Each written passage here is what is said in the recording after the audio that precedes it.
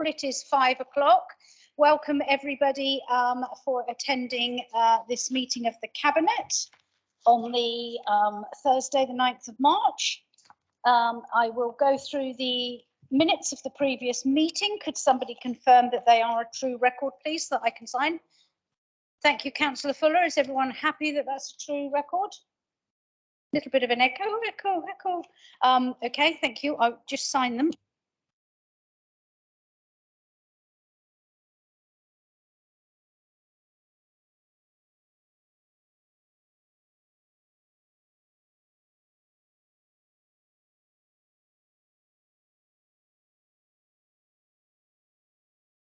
Thank you very much. Okay, moving on to the second item, which is declarations of interest. Are there any? No, apart from a number of us are aging very well on the Isle of Wight, or not. That's the only declaration we have. Yes, aging beautifully on the island. Okay, item number 3 is public question time. There are no members of the public here. However, we have received 2 questions and I see that Diana is online, so I will read the first question from Diana Conyers. The Isle of Wight Association of Local Councils was invited by members of the Cabinet to suggest amendments to Protocol 16 of the Isle of Wight Constitution, which concerns the relationship between the Isle of Wight Council and local parish, town and community councils, and is now out of date for various reasons. They submitted a proposed amendment version to the leader in November last year. Can you tell us when we will receive a response? So, Diana, as you know, we spoke to you as a Cabinet today, but the official response is Cabinet thanks IWELC for their suggested amendments. Protocol 16 forms part of the Isle of Wight Council's constitution, and there is current work underway to review the constitution, and this will include consideration of the amendments as suggested by IWELC. Timescales for this are currently under review, but we will confirm as soon as possible. And again, Diana, apologies that you've had to wait and you've had to prod. We've had rather a lot of pressing issues, not least the budget, which was a major one for us. So that is the response, Diana. Do keep on us and hopefully we will get there at some stage. Okay, the second question was from Steve Cowley. Steve's not online, but so what I would do is send him a written response. Did you want to read it? Okay. Oh, sorry. So Councillor Andre would like to read it out. Thank you, Leader. The question was that in March 2020, the Isle of Wight Council wrote that it would want to work with all stakeholders to look at how the site could be best utilised. This is referring to the former Yarmouth School site, once the school has relocated. Will the current administration indicate when this consultation will take place with the stakeholders? The answer: the council is preparing to market the site. The current timetable under consideration would require bids to be submitted by the 15th of June 2023. The timetable for a decision after that depends very much on any additional time needed to clarify bids, and then time needed by both officers and members to consider the bids and then submit a proposal to the DFE.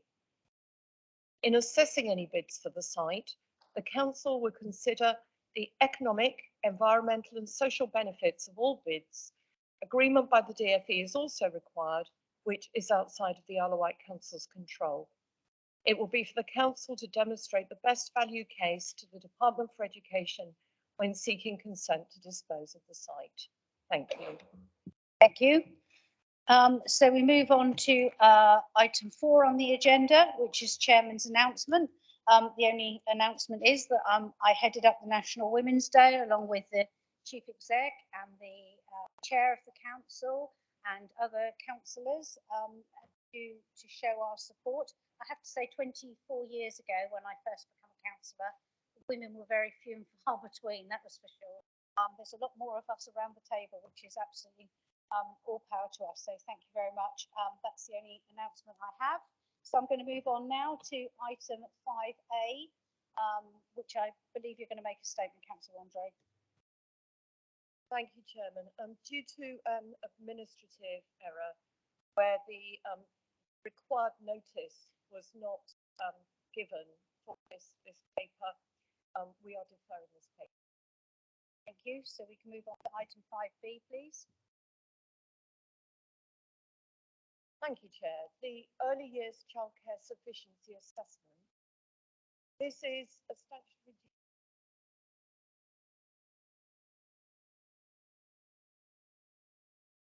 in accordance with early education statutory guidance of local authorities.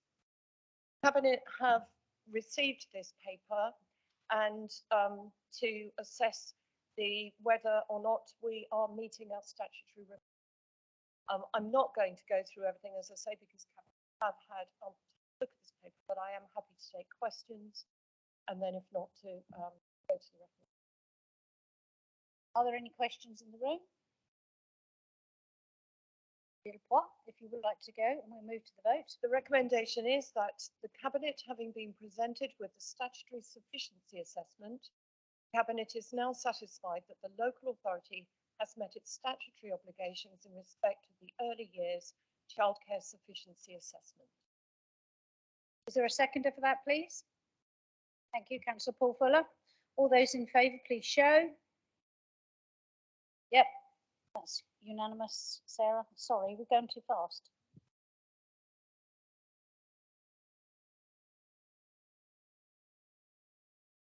Okay, right, I've forgotten where I am now. Okay, so we move on to item number 6A, which is the review of the public health partnership.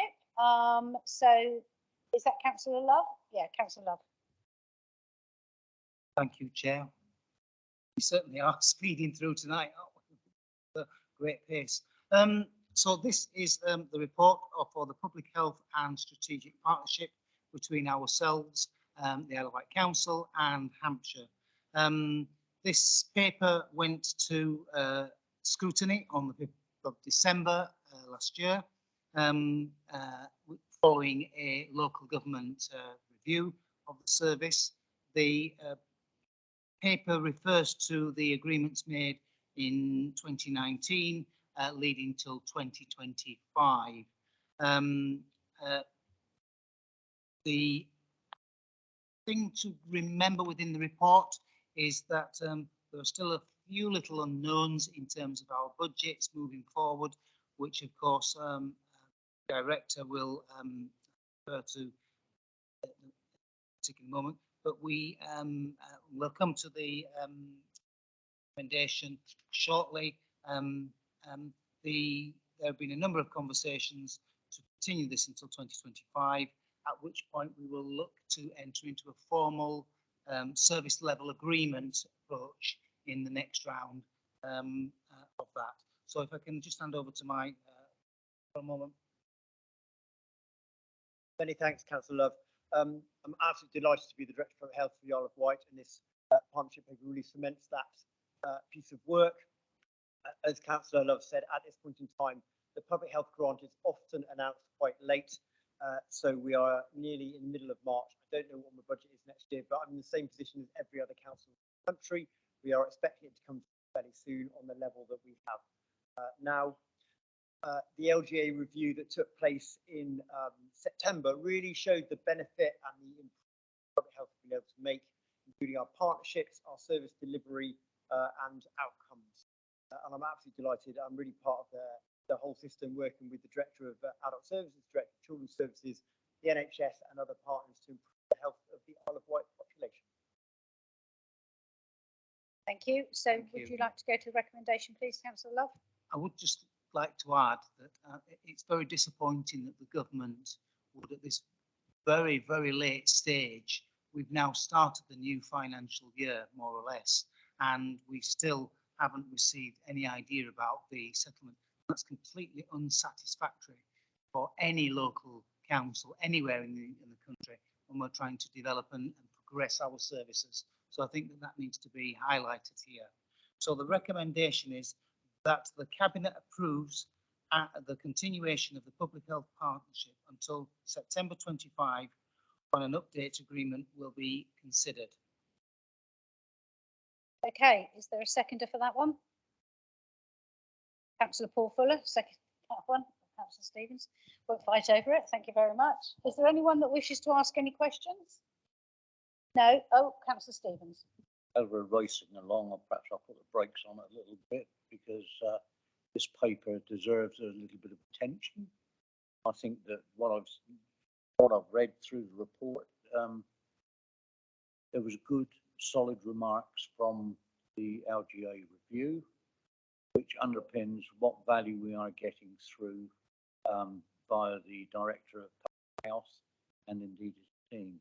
I think it's trying times because we hear so much about social care and health under pressure and keep holding staff, trying to provide a good service. And this is a good grade of service, as mentioned.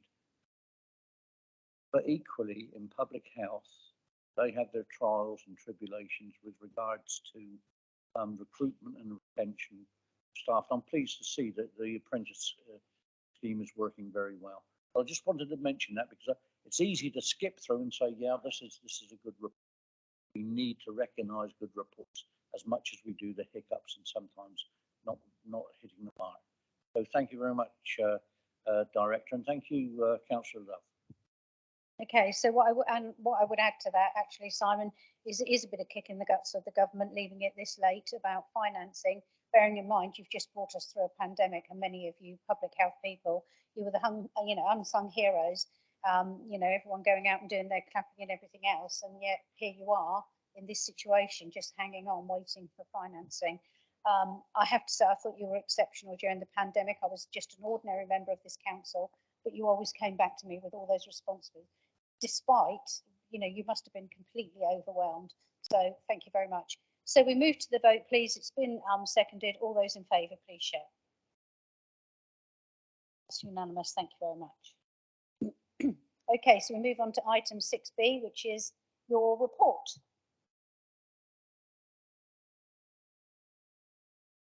Yeah, no, it's the Director of Public Health annual report. Thank you, Chair. It gives me great pleasure to introduce to you the report, which is going to be delivered by Simon Bryant, our Director. And this is the annual report of the Director of Public Health. It is an independent report written by him. And on this occasion, he's chosen to focus the attention very deservedly on the Ageing Well report, which has been produced for the island. So I will pass over to. Many thanks, Councillor Love. It's an absolute delight to present an independent report. Just to remind colleagues, so this is not like an annual report of activity, but I'm allowed to choose a topic and I write about it to highlight an issue of relevance to the population. I've chosen the older population because we know on the island we have an ageing population. I do commend you some of the videos on the website because actually it really shows that development of how older population. However, what I really wanted to do was really highlight the fact that whilst we have an older population, there's many assets in that. I work with the Director of Adult Services around that to really promote healthy ageing and how we do that. And so my ambition moving forward, it says in the report, it's simple yet important that we will continue to provide support and services to enable and empower happy and healthy and active older people. And that's what I want to do. Chair, I'll bring it to the Health and Wellbeing Board, which I know you also chair, so that we can share it with our partners and really take this forward. And I hope you find it a useful report as a repository for health information around older people. And it will be go on our website. But thank you very much for letting me present my independent.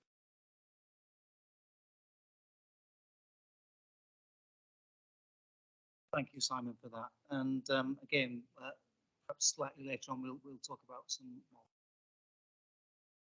the work that's going on the island. So the recommendation is to note the annual report of the Director of Public 2002-2003, to endorse the ambitions within the annual report to continue to provide and support organisations and services to enable, empower and facilitate residents to be happy, healthy and active as they. and we all declare an interest, or nearly all of us, because I think we're in them stats somewhere. Simon, we're in there. Right, that's the recommendation to note this report. All those in favour, please show. We need it seconded. Seconded, do we need it? Yeah. Okay. Oh, right. Oh, you want... Okay, Karen. Just wanted to note that I am now the average age of the. Okay, so all those in favour, sorry, please, if you could show again. Very much. That's a unanimous vote. Thank you. Okay, so we move on to the next item on the agenda, which is the working together to improve health and care for Isle of Wight residents. Councillor Love, you've diligently read through your paperwork on this one. I have, Chair. I'd like to start by just saying, again, thank you. A great deal of work goes into all of these reports. It's not just something that arrives overnight. There's months and months of work going into strategy reports, and all because we want to make a real difference to the people of this Isle of Wight. It's not just about a document being there for the sake of it. It's about the impact and outcomes that these documents make. I'd like to start by just making a couple of very small amendments to text, if I may. And in order to do that, I've got to go down here. I'm going to point 11, just for in the last line, it says, we want to engage with our local community. I'd like that to be strengthened by saying we will engage and consult with our local community. And then there's a grammar spelling there, which I think it should say this, instead it says that is best out of. So that's one small bit. And if I may go further down to the terms of reference, this is terms of reference, says ensuring the voice of local people and the voice of all local health and care partners is understood and heard. And I'd like to change that to is understood, comma, heard and acted upon in shaping local. Okay with that?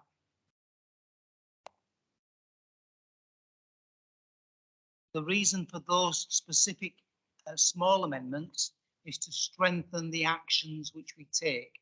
Rather than being heard, we will be heard and there will be some inclusion of an action. That's that. Then under the frequency of meetings, it says the health and care partnership is intended to be held in public meeting unless grounds for exclusion. And I'm adding to that from specific agenda items. That does not mean that people will be excluded from the entire meeting. It means if there's a particular, in the same way that this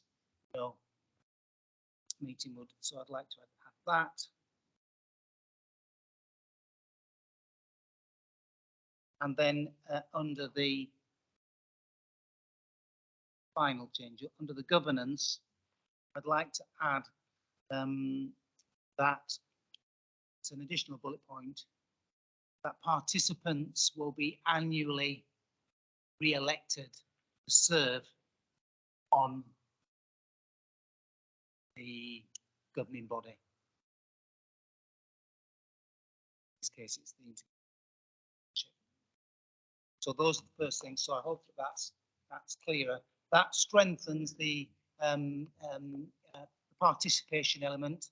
The reason that I've added that final little point, which I hope that my colleagues in health will support, is that there just needed to be a system which ensured that we regularly elected people rather than the same people sitting on there forevermore, including myself. So I don't think I want to say anything more about this particular paper. I think it's important to say again that within the paper this is about how we all work together. This is a paper which it takes account of the integrated care systems and the changes that have come down from government in the way that we work strategically from a national perspective, and how our island is participating within that. And this document reflects that. It replaces the old system with a new system, and we look forward to working with all of our partners in developing work strategies together. Again, the outcomes are what really matter within the documents. I think that's all that I would say about that. There is a slight caveat. The caveat again relates to financial positions where we currently are.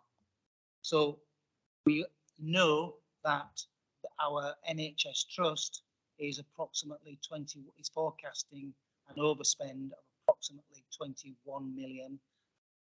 Give you that figure. Page, yep. 21.7 million. That is their working deficit, structural deficit, that is. And the Isle of Wight Council are forecasting a £7 million structural deficit for adult social care.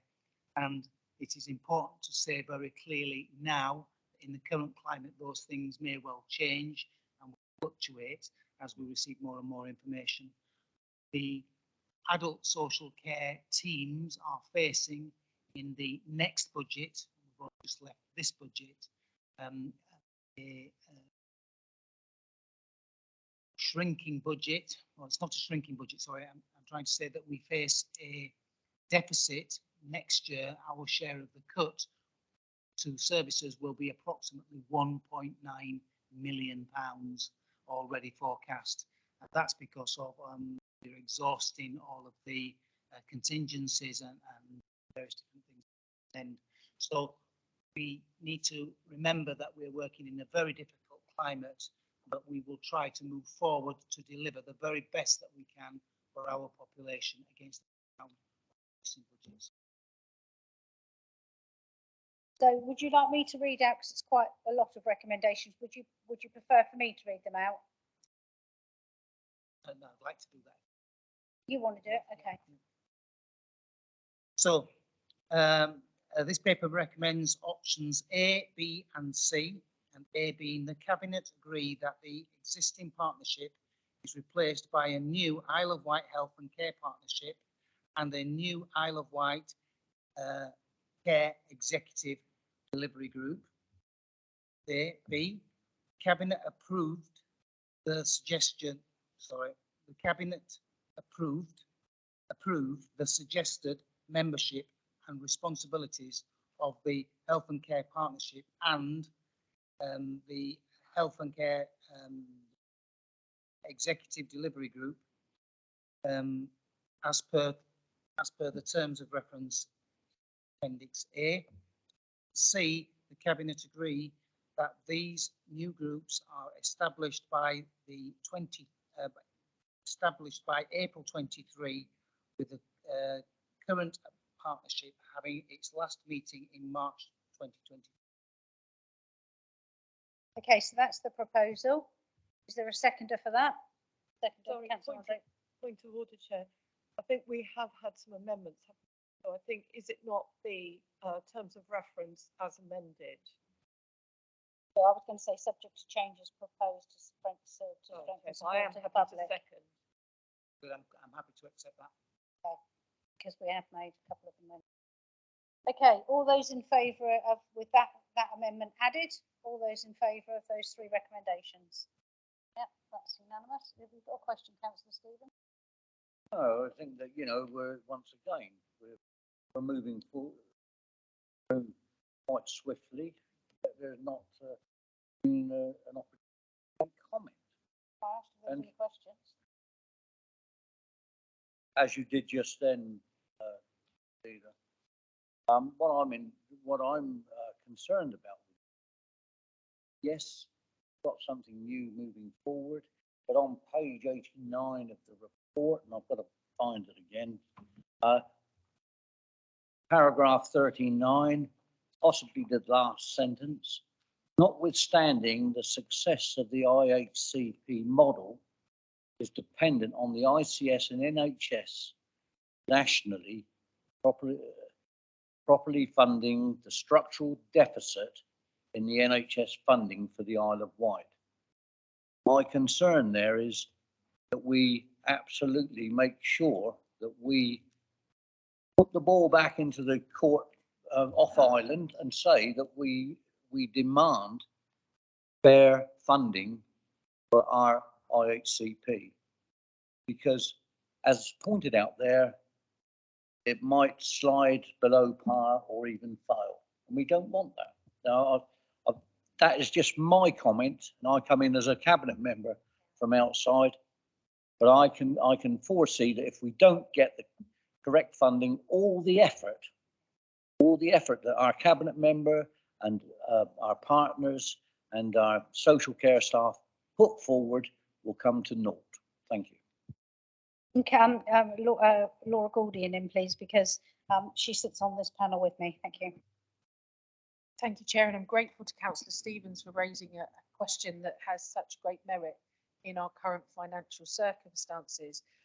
Just as a point of clarification, the Island Health and Care Partnership is not a legal body in its own right, so it has no funds allocated. Our job, as Councillor Stevens has rightly outlined, is to continue to push for a fair allocation of funding for ourselves as a local authority, but also for our health partners. It's only through that proper funding of our health and social care responsibilities we will be able to deliver what island residents so very much need. And my apologies, because actually where I go on to these meetings, I'm already one step ahead, so I don't feel yeah, it's because I'm already aware of what's going on, and the fact that we've got Laura and Wendy that sit there, and believe me, they're very firm and fight our corner really well. Councillor Jarman? I don't want to put a damper on it, but I do think we just need to have a word of caution that as we go through lots of things as a cabinet and indeed as a wider council, we do make quite a large number of assumptions about external funding and that people are going to cover differentials. I think it's essential that although we hope for the best, that we have to have a plan B, which is what we would do if that did not occur. And that has to be the case in almost everything that we do as an Isle of Wight Council going forwards. So everybody be optimistic, love it. Encourage, love it. But at the same, have something in your back pocket which says, if that opportunity is not realised, if that money does not arrive for the council to spend or for one of our partner organisations to spend, what is the plan B? Must always be a plan B. Councillor Love. Thank you for the comments that you just made there. I think that's why we've been careful about what we've done with the public health budgets and the other budgets. It was important for me to raise the element of funding and moving forward. We are very, very dependent now upon what happens at a national level. It's important to stress that. So can we move to the vote? Yeah, move to the vote, please. All those in favour, please show. Okay, that's unanimous again, Sarah. Thank you.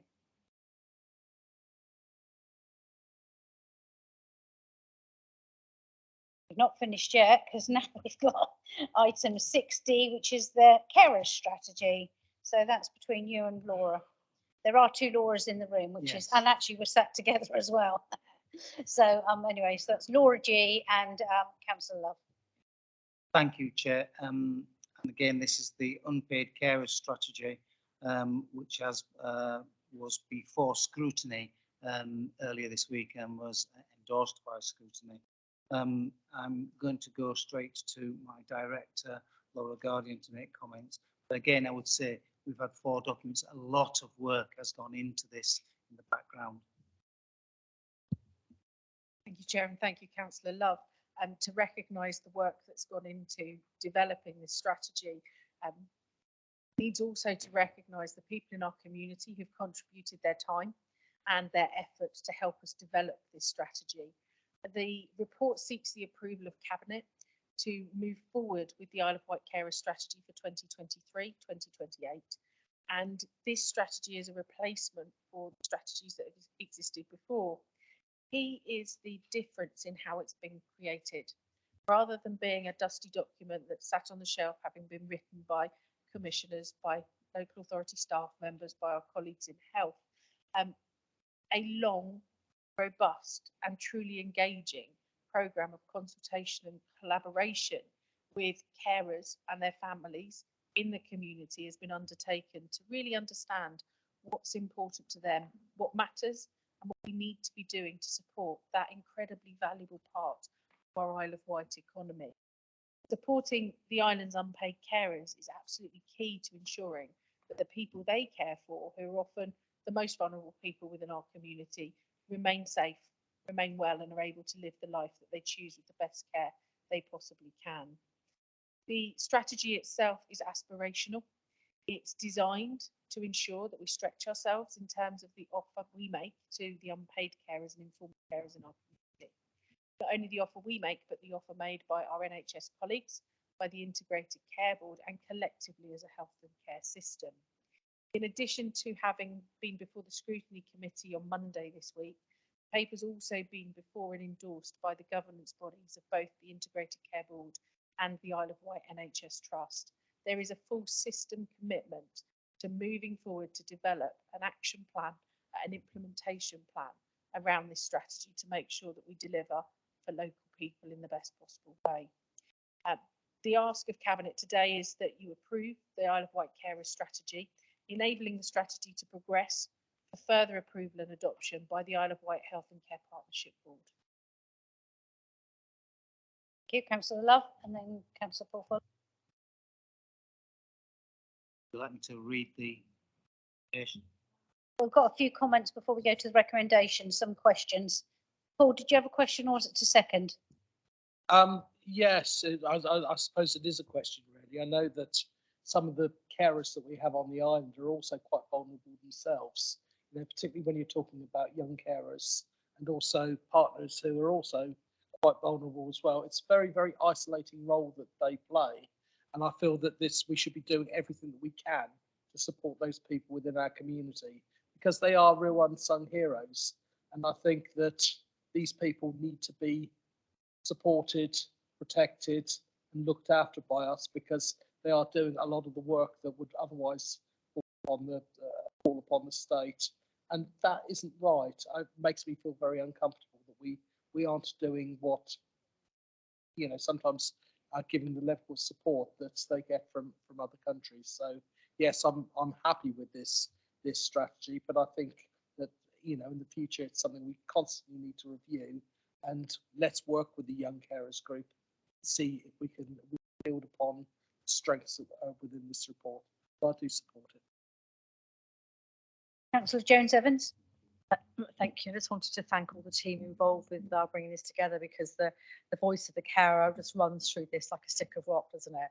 Loud and clear. And I hope that other agencies and people that work alongside or that carers need to communicate with will read it as well, so that she can see what's happening on the ground in real time. Because by communicating better with the army of unsung heroes, as Councillor Fuller's described them as, they're going to get better health outcomes and outcomes for everybody, less stress for the carer and better health outcomes for the people they're caring for. So commend this piece of work. Thank you for taking this approach and I hope that it's widely read. Thank you. Thank you. Councillor Shoney. Quite rightly, Councillor Fuller mentions our young carers, but this is obviously adult social care. So do we have something in place for our young carers? Thank you, Councillor Lucioni, for raising that.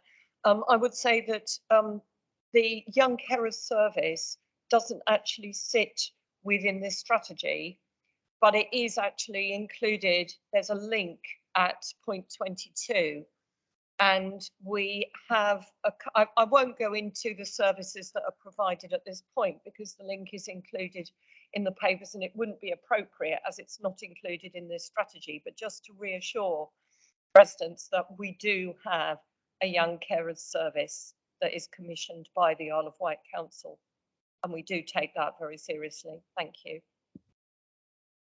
Yeah, it is very serious because a lot of young carers are fighting to have aspirations, etc., of leaving parents, etc. So it's really important that we understand young people.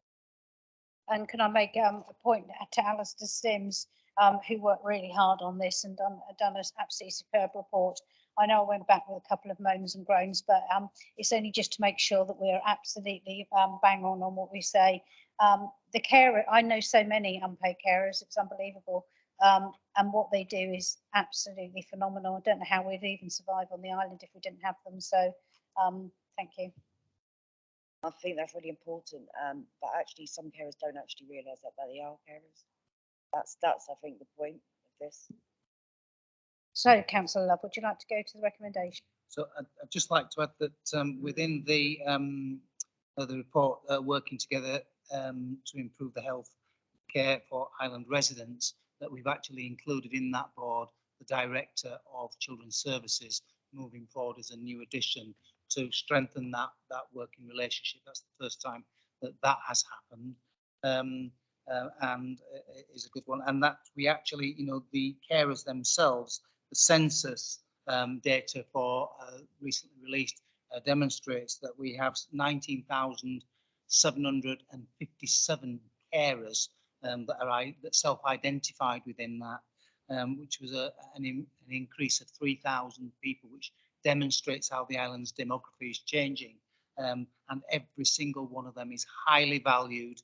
And I would want to remind people that we have a carers Isle of Wight group who support the carers. They are there to support the carers and helping them with a range of different issues that are raised. So to move to the recommendation, I just would like to say that I do like to read my own recommendations. I know it's a little bit hard on people's hearing sometimes, but it's actually good for me, and I'm not frightened of my it's not a disability, my gift of making you all have to listen really hard. So so I just wanted to make that point. So the recommendation is Cabinet approves the Isle of Wight Carers Strategy 2023 to 2028, enabling the strategy to progress to approval and adoption by the Isle of Wight Health and Care Partnership Board, who are working with us extremely closely. Okay, all those in favour of that recommendation, please show. That's unanimous. Thank you, Sarah. Okay. And the next item is item 7A, which is the report for the Cabinet Member for Strategic Finance, Formational Change and Corporate Resources, and it's the Local Housing Benefit Scheme review. So that is Councillor Chris Jarman, and I see we have Sharon Betts in the back there. Thank you, Chair. So a simple paper, I think, this evening. You're all aware that we have a housing benefit scheme. This scheme enables local authorities to have some discretion over the income which is disregarded within that scheme. What we're doing here is reflecting our very strong commitment to our Armed Forces Covenant and reflecting moves that we've made in other aspects of council financing by disregarding the war, disability and war widows pensions in full from the calculation of income which is used for housing benefit calculations.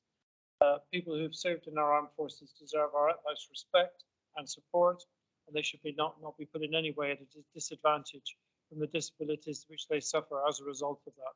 So I think it is our honour to recognise their commitment by excluding that from any calculations that we do.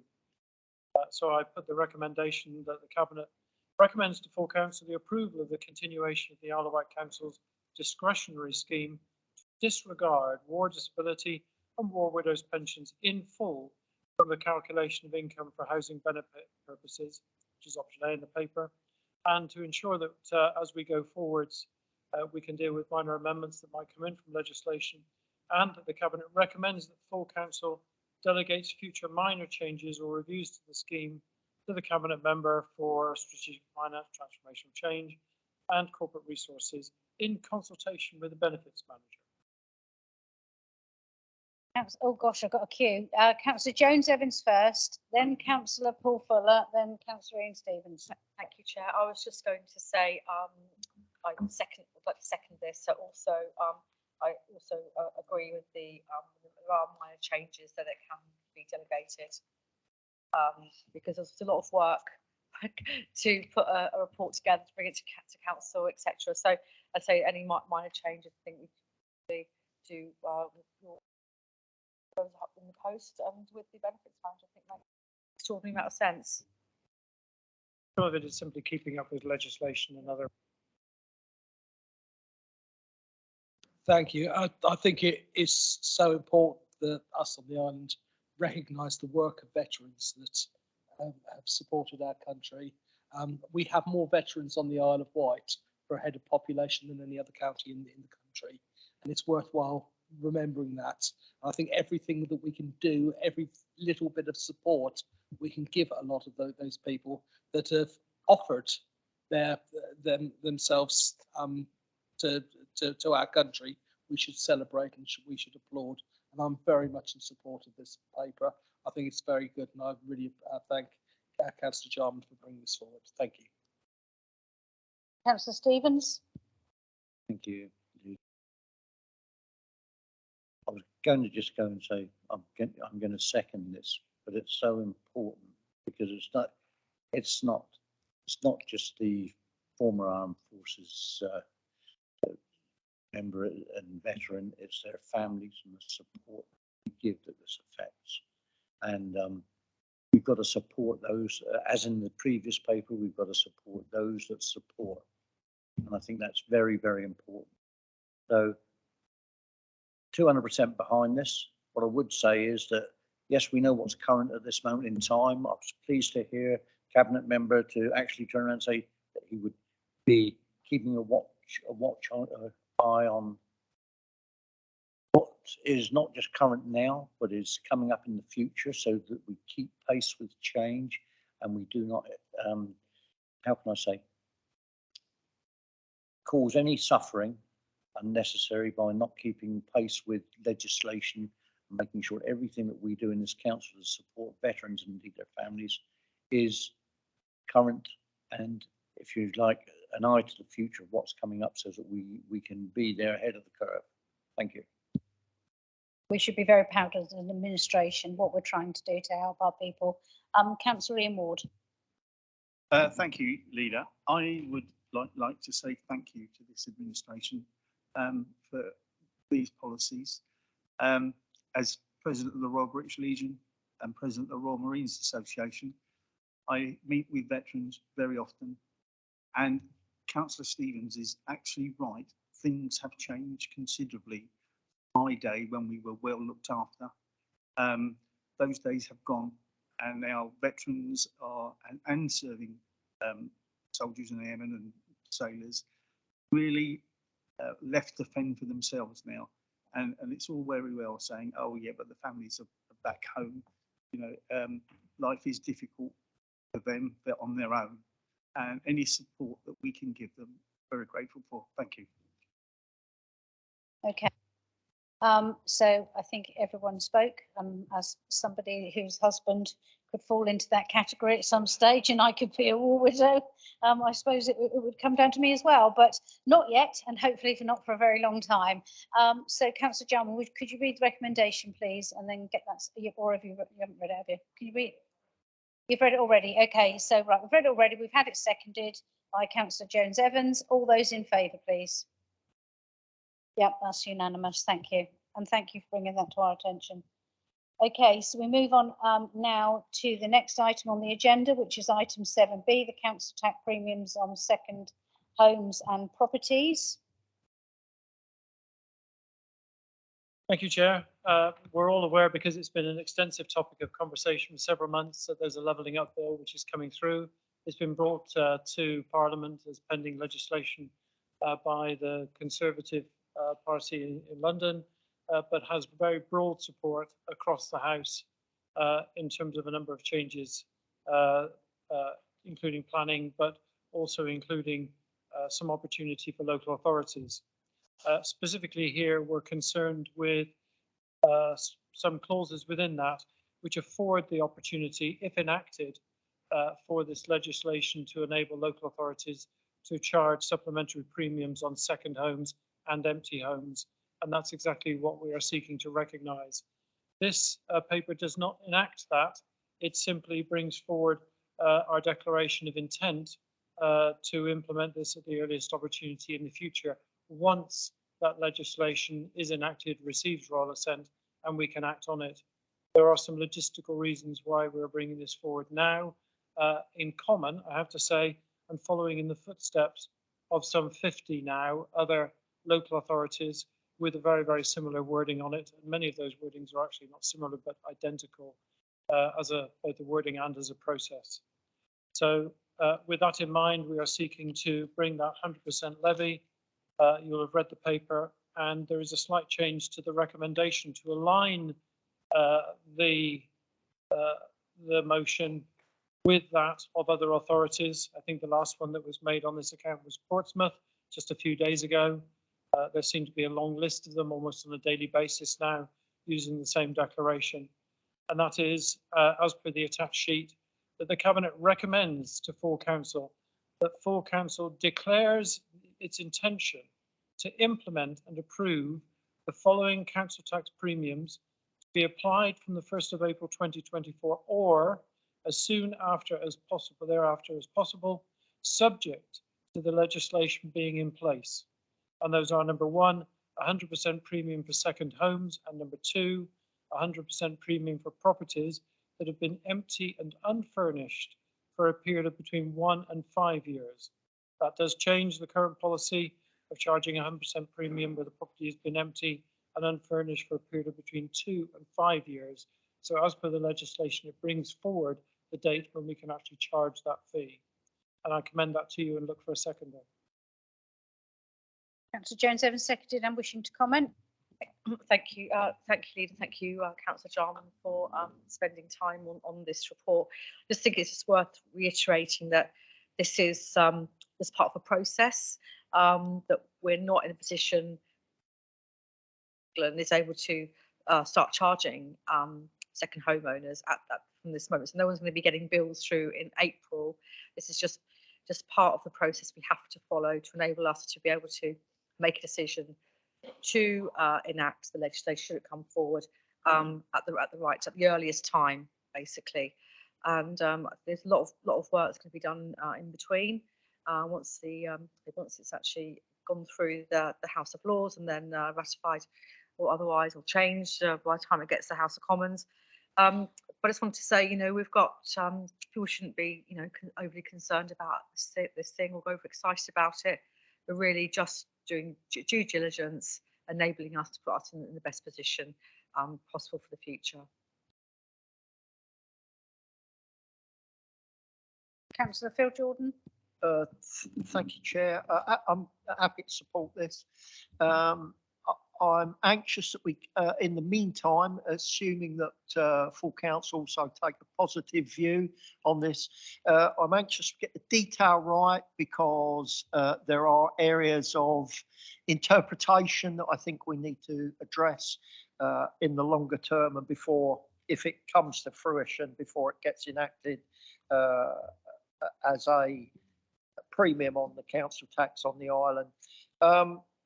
Mindful that there is a substantial sum of money that we are affected on an island by second homeowners in general, and that a balance has to be struck. I accept that too. The monies, potential monies, are substantial for this council to reinvest, if that would be the course of action, in affordable homes. Without borrowing money, which releases the problems that we're facing of borrowing right now and delivering affordable homes. It will be a revenue income.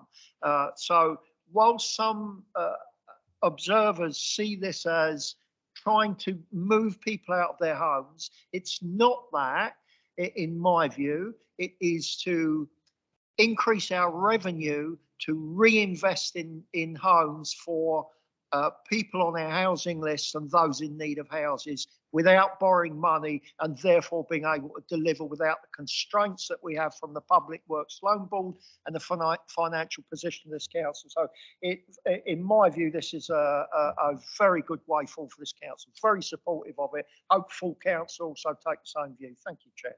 Okay, Councillor Love, then Councillor Luciani.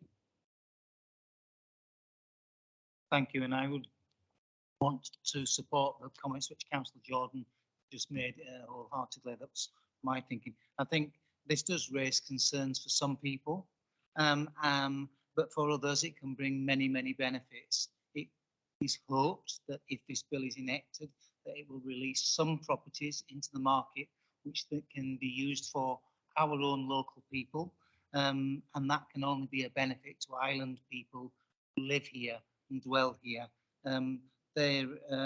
You know, and I think that that's a really positive thing to think about in this. And it's still some way away at this particular time, but we are taking the necessary steps as a council to prepare for that should it be enacted. Councillor Luciani. I just wanted to point out that should this be enacted, that council actually won't keep 100% of it. And as I'm on the Police and Crime Commissioner panel and the Fire Authority, some of that money will go to them. So I'll be able to look at the budgets in those years and act appropriately in those budgets. Oh, hello, Councillor Andrew Garrett. Hello, Leader. Well, this is a very important step forward being taken by the government and long been in the waiting. Of course, Wales has had legislation in place for a number of years, so we can see the various wrinkles that will need to be worked through. Having read clause 76, I can understand why you're looking for this agreement next week from full council. Councillor Jordan's absolutely right about it being able to bring forward a revenue stream to achieve what is an enormous priority of this council for affordable housing. But more generally, there is, as Councillor Love has said, the other policy objective of getting to people to think about why they have a second home and is it absolutely necessary. If they love the Isle of Wight and wish to visit us, then we have a very, very vibrant hotel and B&B offering that people can use as well. They don't have to have a building that they occupy for a small number of days each year in order to come here to enjoy what we have on the Isle of Wight and indeed spend their money in our economy, because I've seen quite a few people criticising this potential enactment as something that will take money out of the economy. We have an offer that will still draw people here, but certainly I know from the Liberal Democrat side, having consulted extensively with my group, that we are very, very it's so lovely to be able to say that again. But it is something that we are wholeheartedly will be supporting. I've already had a discussion with Councillor Jarman about going through. He and I have a love of data and numbers and drilling down into what that will actually mean if this comes to pass and royal assent is indeed given through Parliament. Thank you. Oh, Councillor Ian Steve. Yeah, I wasn't going to speak. I was going to allow everyone else to give their views, but this is a two-pronged look at our housing situation. It's not just about second homes, it's about empty properties as well. Now, got to look at both elements when we're moving this forward. We've got quite a considerable amount of empty properties on the island. Some might well be due to various situations, family situations, bereavements, etc. But some of them might not be, and they are sometimes a blot on the landscape. Sometimes the local neighbourhood walks past some of these buildings and says to themselves, "Wouldn't we like something done with that building?" The Isle of Wight Council, this administration, and indeed across the chamber, is offering if we move forward with this, an opportunity whereby if you have an empty property, and I'd like this to get out to the media, if you have an empty property, you might owe some arrears on council tax, etc. Come and talk to us. Come and talk to us and let us see if we can find a way forward where we can bring an empty property back into use and assist with our homelessness situation on the island, as much as bringing forward a better landscape in the neighbourhoods, in our towns and villages on this island. So it's not just about B&B and we're going to hit people with second homes and things like that. This is about absolutely looking at the housing stock on the island and seeing if we can move forward. If levelling up comes forward and gives us the opportunity, we can actually make a difference, not only to our housing or our homelessness, but we can also make a difference to assisting people to get out of debt with the Isle of Wight Council through the arrears in council tax, or indeed the situation with disrepair to their property. We can help them. Not only will we help them, we will help the neighbourhoods in which these properties are if they have fallen into disrepair. I'll leave it at that, Leader, but let's not forget that it's not just second homes, it's about empty properties as well, and how we can actually move the island up a level with this. And let's just hope that legislation comes through to support our intent. Thank you. I would agree about the empty properties. Someone that was responsible looking after the frustration of not having legislation was absolutely grueling. This would be very, very welcome. Right, everyone has spoke, so could we please, and the recommendation has been read out, it has been seconded by Councillor Jones-Evans. All those in favour, please show.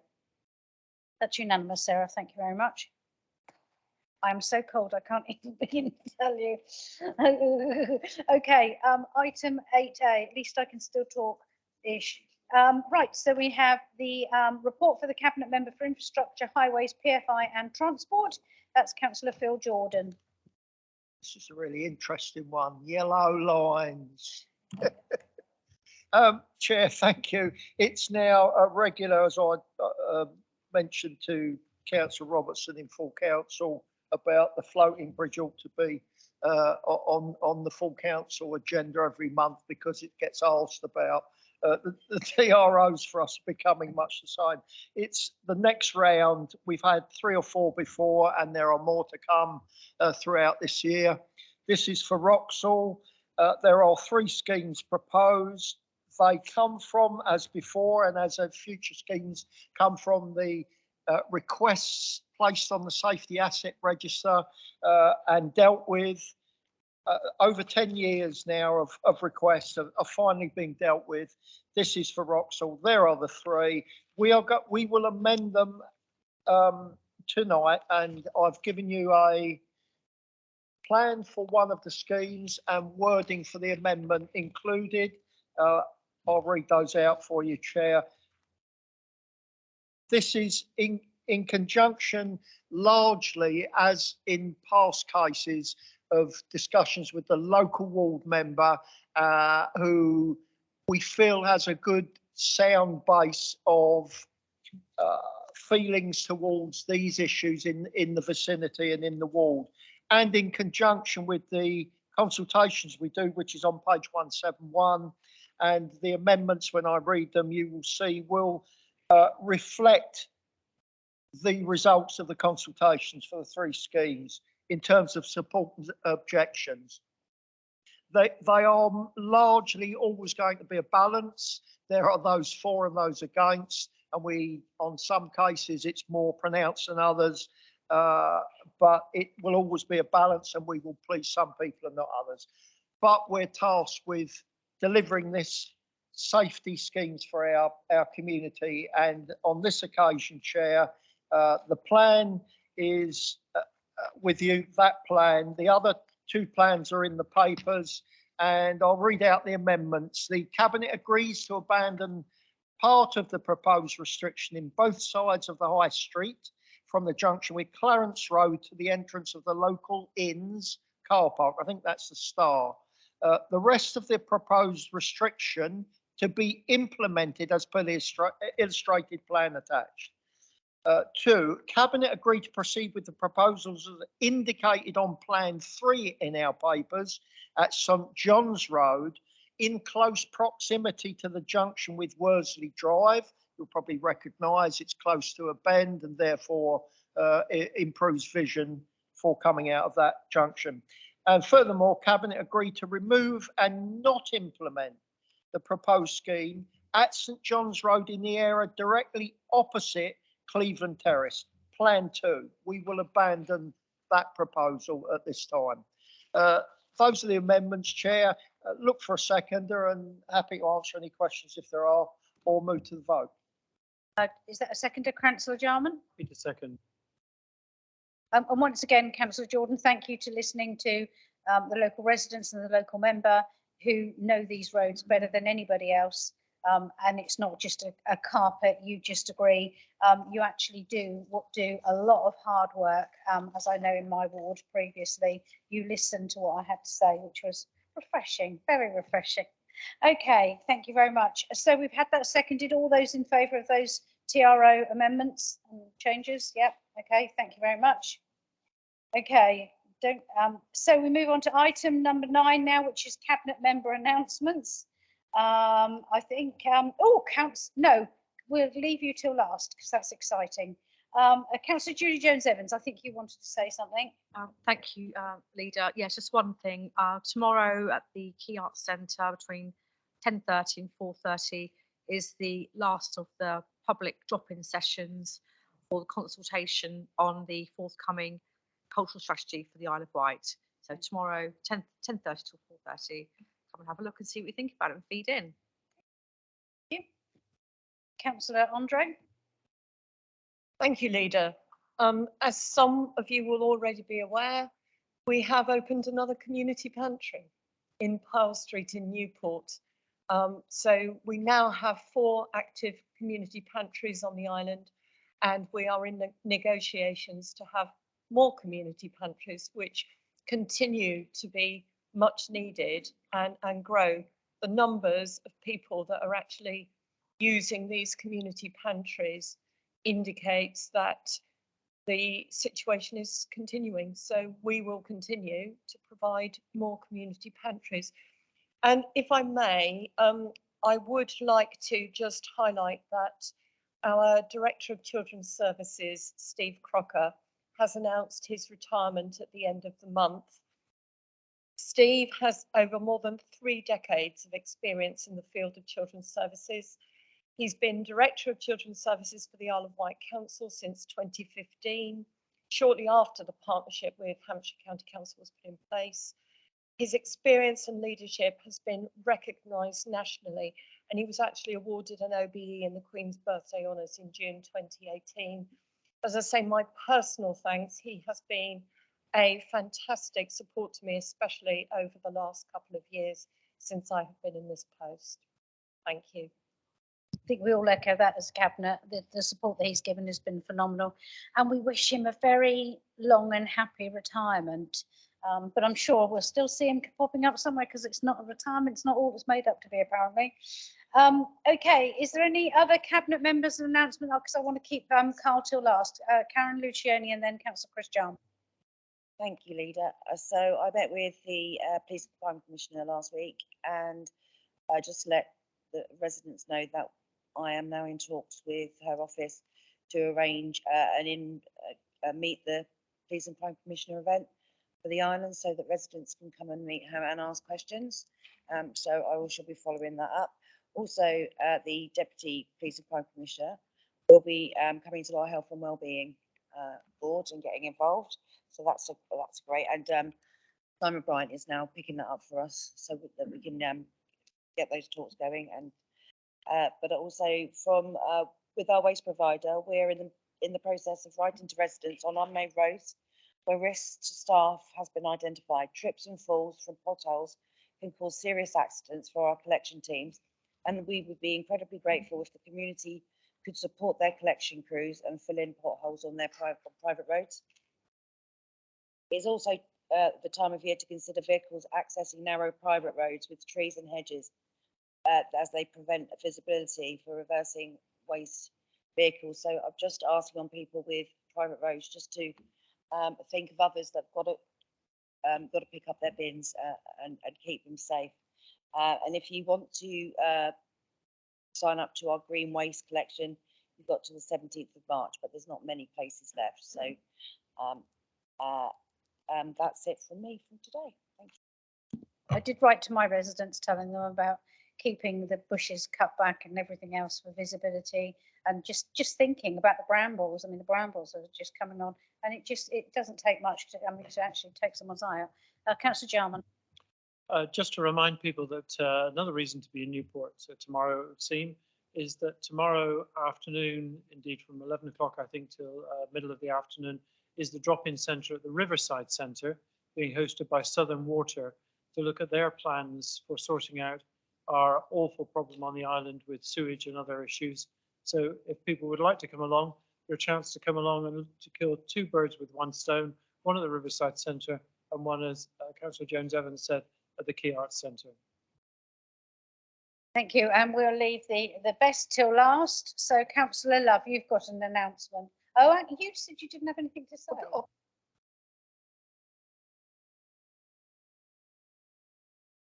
Sorry, Chair. Sorry, Carl. And I will be very brief, but just to stop it, to remind you that, having mentioned the floating bridge earlier, the floating bridge is being out of service in a couple of weeks' time for its annual MCA inspection. I want to impress that on you. It is not broken down. It will not be broken down. It's an annual inspection that we have to do. There will be lots of media, and we've already released some. But just so that you're aware, it's not broken down. It is an obligation on our part to carry that out. What we are doing as a proactive council is, whilst the MCA are inspecting that vessel in situ, not like the 5-year one where it was taken away at Falmouth, we're going to be carrying out some maintenance at the same time. So that downtime won't be happening because we're doing it while the MCA are inspecting the vessel. Great move. Superb. Glad to hear it. I am actually issuing to people. You can't come across that day because the floating bridge is out. So I am doing quite a good job of notifying people. Okay, Councillor Love, before I freeze and can't stand up or my bones break, if you would like to give your very good announcement, please. We've still got 2 hours. I can drag this out, can't I? Sure. So I want to say firstly, a fantastic congratulations to our health and care sector, who last night attended an awards ceremony in Bournemouth, I believe it was. London, my apologies, I thought it was Bournemouth for some silly reason. And that was the Public Sector Transformation Awards, at which our island, despite the background of everything that's happening, won this most amazing award. We won a gold award for transformation in healthcare, for the living well and early help services on the island. Now that's not just our teams, this is in partnership with Aspire, which only recently took over that work, and their community partners in the Integrated Care Board it is, sorry, and they said partnership. So they've done amazing things in such a very short time. And here is that award, and it's quite outstanding. There were quite a lot of people nominated for this award, but last night the island came first for doing something absolutely fantastically right and correct. So I just want to say a huge thank you to all of those who actually help, who do the delivering, the day-to-day stuff of delivering, and their managers and supporters. Thank you. Absolutely fabulous. Congratulations. Very proud of all the teams that made, and especially like you say with Aspire coming in so short. Oh gosh. Did any money come with it, Chair? I mean, it's lovely and it's shiny, but we want some money with it.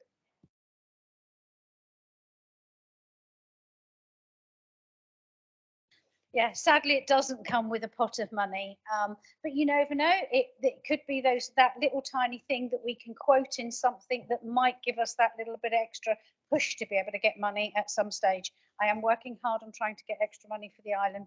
You've no idea. Yeah, Okay, so yeah, moving if I on. can just say, I think it's a shining example of how in these very difficult times there are sparkling glimmers of hope moving forward, that we are doing things right, that we are moving down the right track, and we've just got to keep that momentum going. Councillor Luciani, did you want to speak? I just wanted to, as aspirers in my ward, congratulate them and thank you to everybody. Superb. Okay, so we move on now to item 10 on the agenda, which is consideration for the forward plan. And I think Councillor Love, you had something you wanted to add to the forward plan. Yes, Chair. We need to add to the forward plan that the sexual health services at St Mary's currently will be added to the agenda for the 8th of June, as they need to have endorsement for the procurement of the service moving forward from 2025 to start that process. Councillor Andre? Thank you, Leader. Just to note that the forward plan will need updating following the deferral of the academic year term dates paper. Good point, thank you. So we have Councillor Stevens. We do have councillors.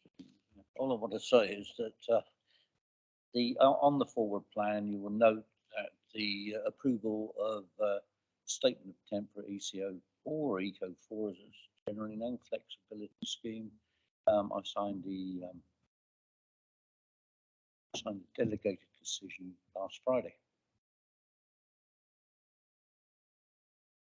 Okay, so we move on now to number 11, which is members' question time. Are there any members' questions?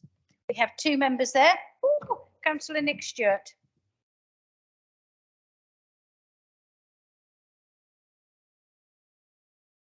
Good afternoon, Cabinet. Thank you very much for listening.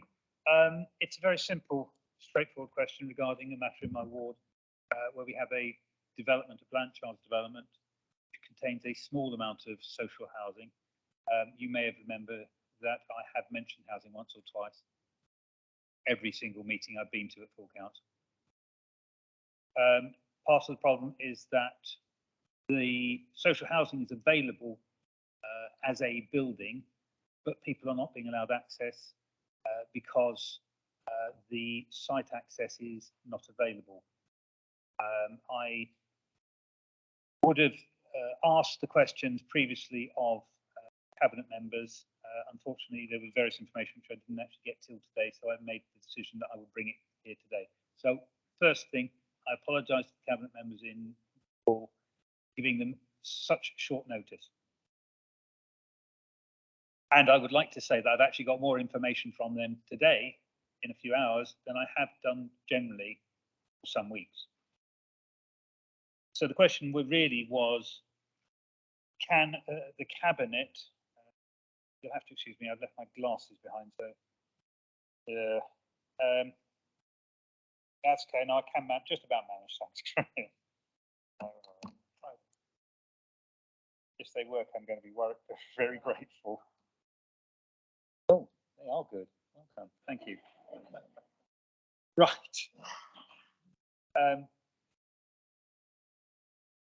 Brings up again, sorry. Okay, the question is very simple.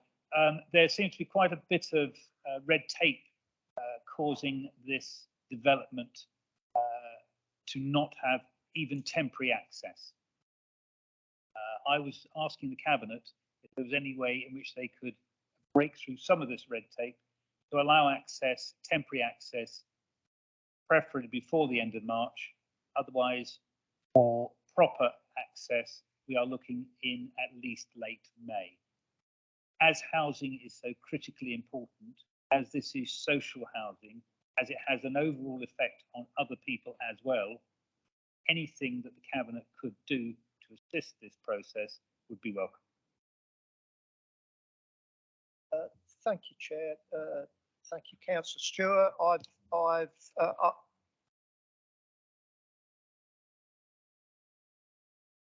Yeah.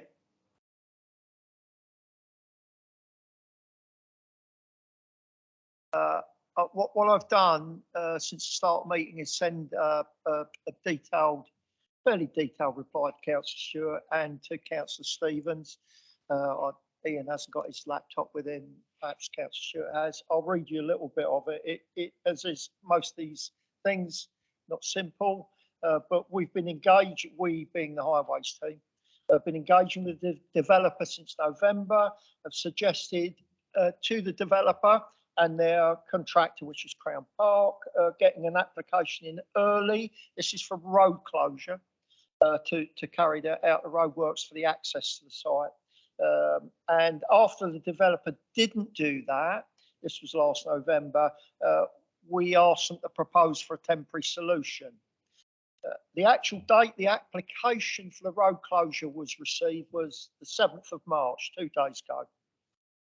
In between time, so it's between November and now, White Fibre, just by chance, the perfect storm, have put in road closures for the whole area and been granted their permits. We can't stop them having their permits to close roads, but it just so happens that they're working in that area at the same time as we're trying to deliver this access to get the houses occupied. I've set in my email, I'll carry on and tell you, because of the road closures for White Fibre in and around the area, the earliest that we can get road closures is end of May, to the middle of June, as it stands at the moment. I've sent below an email trail in the spirit of openness, a whole email trail from our officers that have been discussing this, so Councillor Stewart can see the train of discussions that have been going on. And I've sent him also the work programme for White Fibre so that he can see the road closures for White Fibre in the area and on the dates that they have a permit. These are explanations, they're not a solution, I accept that, but they're explanations. We've discussed the temporary pedestrian access for developer, but they didn't want to do that. As it opened them up, they said to various liabilities such as emergency vehicle access and vulnerable residents coming and going in on a temporary access. They didn't want to do that. We are still working with the developer. We're engaged with them. Our highways team are trying to come up with a solution that suits all, including trying to get White Fibre and the contractor to work together so that when the roads are closed as permitted for White Fibre works, that the developer's contractor could carry out their works at the same time. We're working as a team to try and get that to happen. So that's part of the work's going on. The team in Iron Roads, from a distance, may have looked like it's been difficult.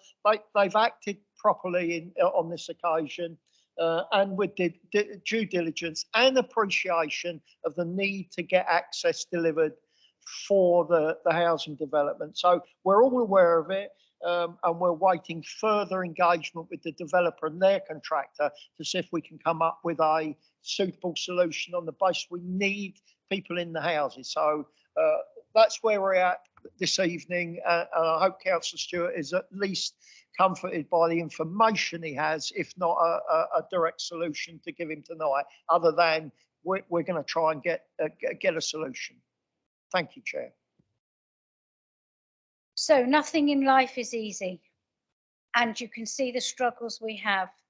So in just trying to achieve something. So I can hear the frustrations really, because it's so much work, just so much work. Okay, are there any other questions? No? Okay. Councillor Stevens. So this is to Councillor Jordan, taking on the concern that already picked up on members' question. So can you tell me what the next steps are for that development, are we looking to put Crown Park and White Fibre together, or do we recommend that Crown Park contacts White Fibre and takes this forward? Because otherwise, we, as the Isle of Wight Council, and indeed the Highways Commission, would actually turn around and say, oh, hang on, we're stuck in the middle and we're not doing anything. But if we can actually say, okay, you talk to you, and we can find hopefully find a solution to the road closure in that area, then we can actually say, just point them in the right direction to get them talking, Councillor Jordan. Otherwise, we're going to be stuck here, and I know what's going to happen. I'm going to get a councillor coming over the hill at me again and levelling, quite rightly so, that we haven't done anything. But if we can actually make sure that that's what's going to happen, then I feel sure that we'll be happy that developer and White Fibre, etc., and road closures can come into sync and get access done, because it's crucial. Thank you. Thank you, Chair. That's precisely what we're doing as a highways team. Precisely what we're doing, because that's one of the obvious solutions is when the road's closed for White Fibre but lay their cables, that Crown Park do their access. So we're putting the two together. That's already being discussed, Ian. Without any further ado, thank you very much, everybody, for your time and your patience today, and have a good evening. It's very wet out there. Please take care going home. Thank you very much.